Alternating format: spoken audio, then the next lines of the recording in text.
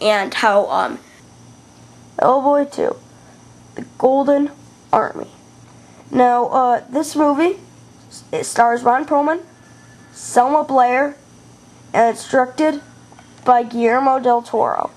And the first thing I'm going to say about this movie is that it's a lot of fun.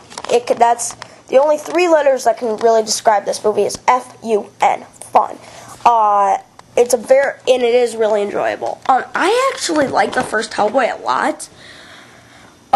It wasn't perfect, but like this one, it's a lot of fun. It's just a fun movie to watch. And Ron Perlman is flawless casting, and he is Hellboy. And he is one of the few superheroes, maybe with the exception of Tony Stark, that you really think is a cool dude. Like, Clark Kent, like, he's okay, I guess. Like, he's a jerk, but I mean, he's not a jerk, he's a nerd, kinda, but he seems like a nice guy.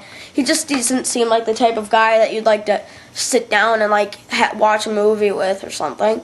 Go out for a drink with, Not same with Peter Parker, and, Bruce Wayne's okay, I guess, but Tony Stark and Hellboy just seem like two pretty cool cats, I guess, slash humans, slash mutants, And the movie starts out, it's Hellboy, Hellboy is about 9 years old, or around there, and his father is telling him a story about, the Golden Army, and about how a king, who made a golden army to destroy these humans in a war, was filled with exile after that army destroyed the humans, and broke his crown up into 3 pieces, 1 for humans and 2 for him, and the prince went into exile and because he's immortal, didn't come back till later, till he thought it was time.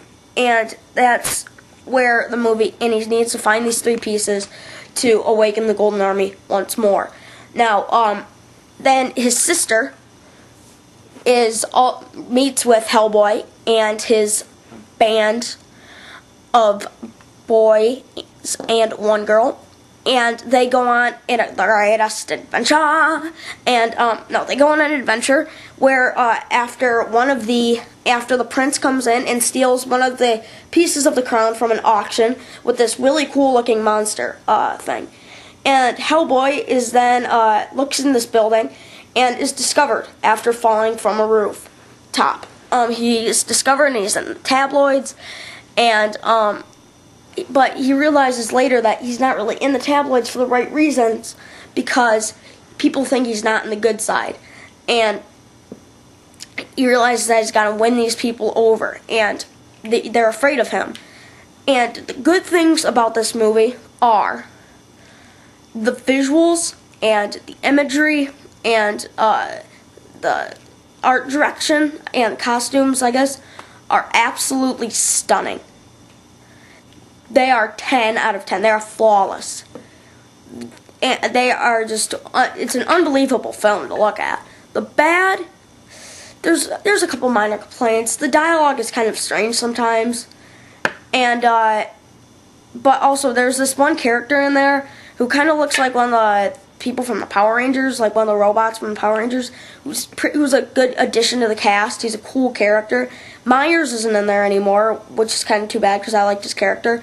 He was shipped to Antarctica, but all the actors in there are really, really good. The thing about this movie is that they gel.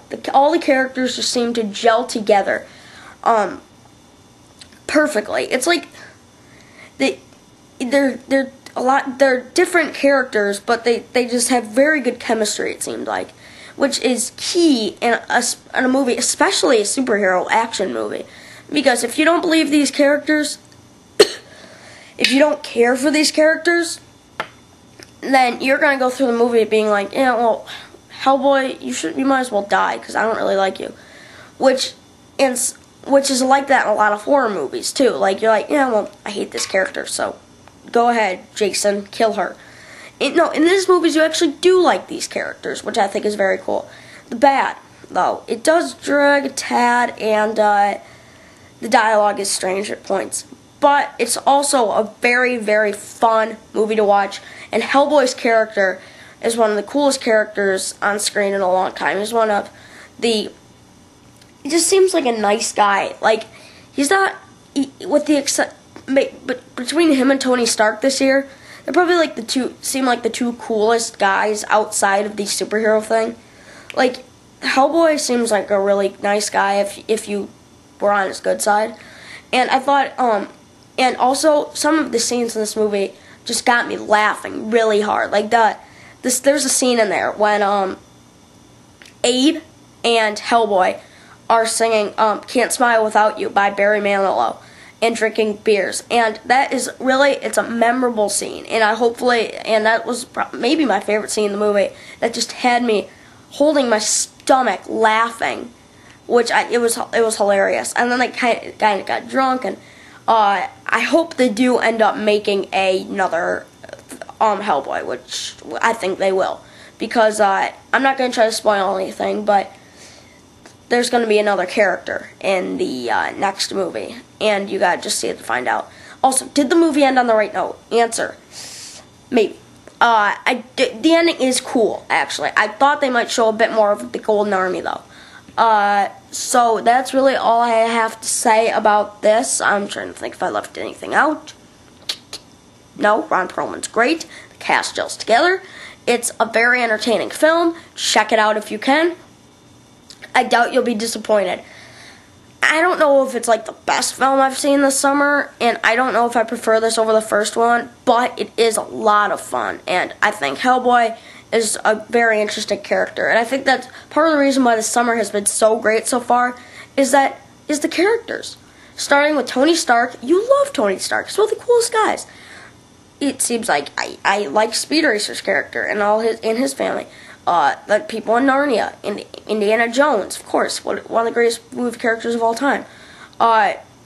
Even Zohan, I kind of liked, and Bruce Banner, great character. Maxwell Smart, Wally, Hancock, and now Hellboy. They all have these great characters that gel together great. So for my overall rating, I was kind of torn between 7.5 and a 10 out of 10, or 8.5 out of 10, which would be 4 stars.